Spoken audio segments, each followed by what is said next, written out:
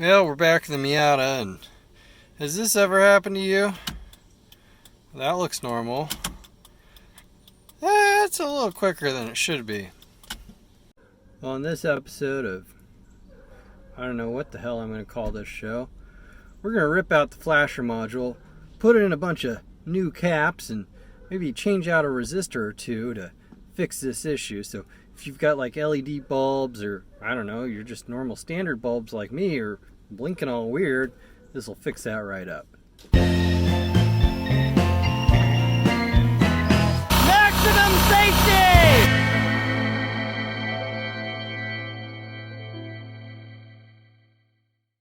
The first step is to get the darn blinker module out from under the dash, which is easier said than done. You're gonna want to kind of wedge out. God damn, fuck. Wedge yourself down in here like this. Oh God. Oh. Something like this, and then the module is just kind of just up above the clutch pedal here. So let me turn the camera around and show you. The flasher module is this one here. It's kind of gray in color. It's next to the door buzzer, which is here, and some other, I don't know, plug. And this is kind of a pain to get off. I've already kind of detached mine, but you just kind of want to give her a good yank or two to get her out to where you can kind of grab the connector, and then, you know, you just push the little tab and pull the sucker apart. But you got the module out, you can kind of get a look at what it looks like. It's got some little prongs at the bottom, and it's black or gray. It says flasher on it. So the next step is to try to extricate yourself, my back, from the vehicle.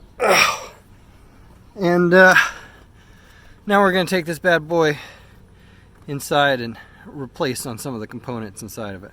We're back inside on my really messy electronics kind of workbench here, and we got to get this top black plastic piece off.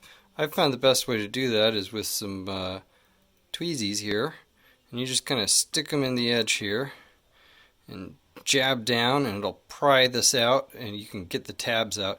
I would caution you to be careful with these, because that plastic is really thin there, and well, this is 30 years old, so you do the math.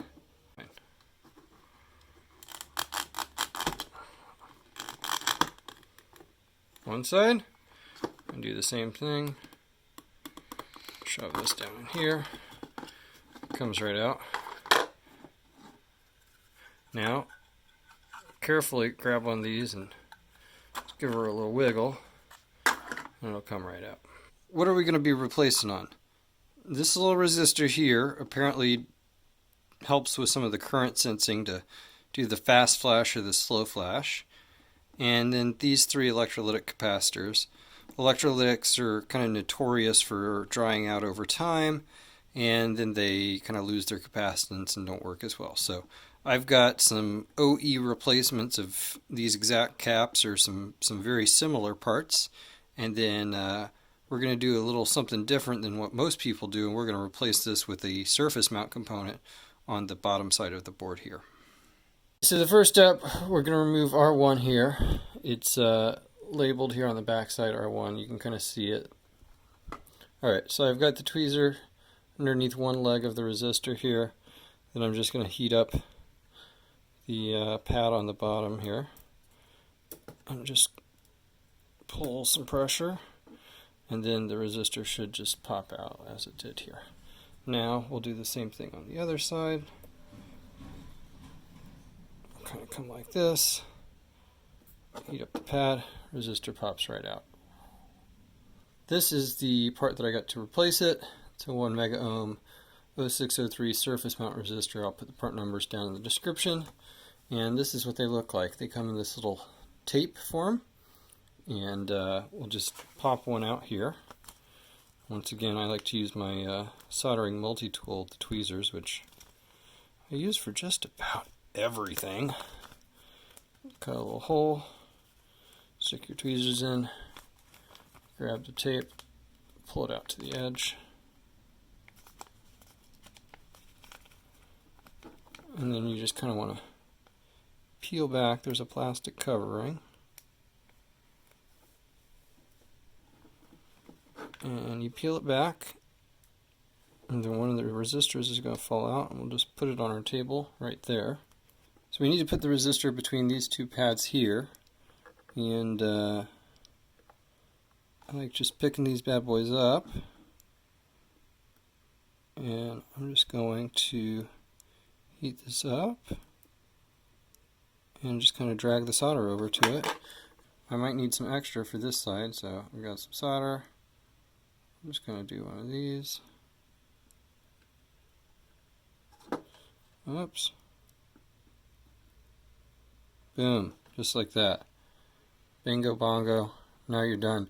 So if you're feeling lazy and you don't want to recap the whole thing, you can probably stop here and this will be good enough, but we've already got it open and we kind of like messing with electronics, so I'm going to pull these caps out and replace them too. I'll show you how to do that.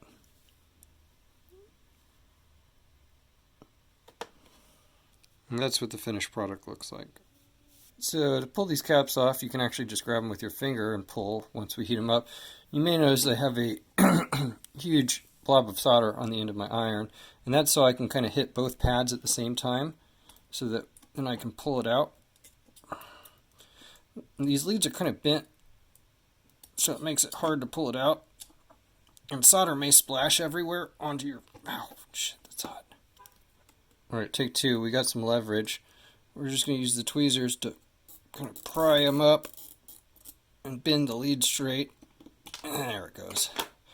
So we can see this first cap is a Rubicon 25 volt focus 22 microfarad capacitor, and I just so happen to have some of those. I'm going to pull off the one next to it, and then we'll put both the new ones in. This next one, same technique. Heat up both pads at the same time, and then just kind of pry the son of a bitch out. Just like that. Piece of cake. We can see this capacitor is a 16 volt 10 microfarad capacitor of unknown origin, but I believe I've got a Nikon cap to go in here. These are the two caps I picked to replace those two, and once again I'll put the information for those down in the description. And one important thing to note is these electrolytics, they're polarized. So that little white band there with the negative sign, that goes to the negative direction of the electrons. And you know, if you're not distracted by making a video, it might be a good idea to note which direction those go, so you can like put the new ones in the right direction. After you've taken these off, you're probably going to have some big balls of solder covering the holes, which is going to make putting the new parts in difficult. So I've got some fancy flux, which is really nice, helps kind of get this crap off, and you just kind of squeeze some on there. And we're not going to talk about what it actually physically looks like. And then I've got some wick. This is great stuff, and you just kind of put the wick on the ball and heat the SOB up, and if you look at that, wow, it's almost like the solder walks up the wick. Then you pull it off and hey, you got a hole. Pretty nifty. So let's do the others real quick. And okay, now at this point the wick is fully saturated, so what we need to do is get some cutters, cut off the saturated part. Cut! These cutters suck. And now we can kind of continue. One of my big pet peeves when I see people soldering that, well, suck at it, is they'll start right in the middle and try to use the wick here. That's not the right way to do it. You always want to start with the end, so that the wick isn't acting as a heat sink. We want to get the wick as hot as possible, and then you can kind of walk it along, kind of like I'm doing here, and it'll actually just pick up all the solder and leave you with a beautiful hole. God, I love me some beautiful holes. So when you're done wicking this bitch, you should be left with something like that. Here the new capacitors are installed. I'm pretty sure the negatives both go this way. So let's talk about what happens if I get this wrong. Well, one of these could blow up in the car, which not that big of a deal, but still kind of exciting. And I really only have one of each of these. So now we just come back in here and solder it. It's not rocket science. Bada bing. Bada boom. So those two are done. We'll snip the leads, then I'll do the last cap. Alright, this time we'll actually pay attention to what the hell we're doing. We've got the white stripe going this way, so that's negative, and we'll put the new cap in that way. Try not to drop it on the circuit board. We'll do something like this. Why you no worky? Get out. Sometimes this stuff can be difficult. So why is this being difficult? Well, you can kind of see there's a lead pooched out there, and I think there's one going that way. And so with the leads like kind of sticking out like that, it's really hard to pull it through. So what you can do is kind of get in here, heat this shit up, get under here with your soldering iron, and just kind of pry that son of a bitch up. Okay, so that one's up now. And okay, now we've got this one to do. So let's get underneath him. Okay, so I can feel it. I'll just kind of bend him up. Okay, so now I think it's going to be easy to get out. Famous last words. We'll get up underneath it with our tweezers. Heat up this giant blob of solder.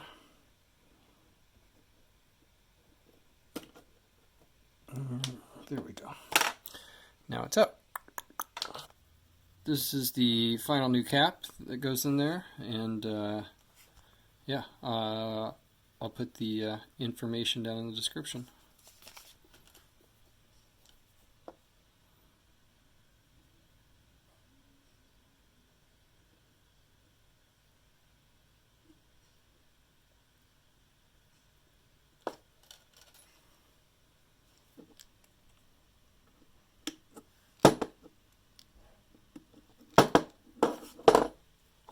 So here's the finished product. You may notice we've got a bunch of brown schmoo on here now, so let me show you how to get that off.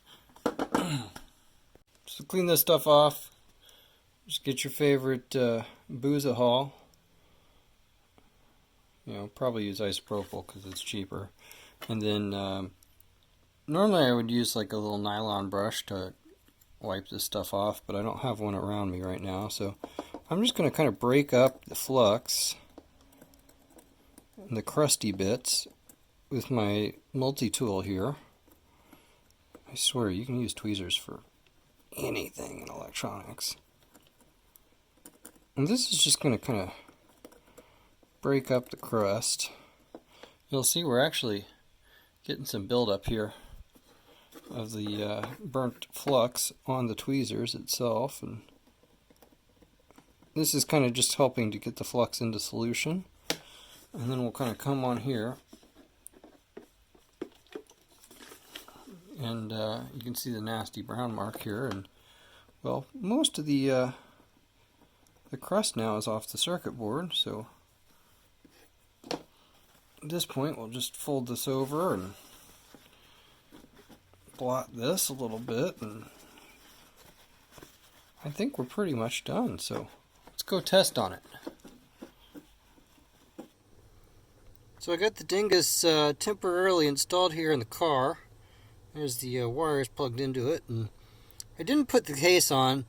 In case something blows up or catches fire, I can quickly just yank it out of there. So let's put the keys in and see if this fixed our flashing issue.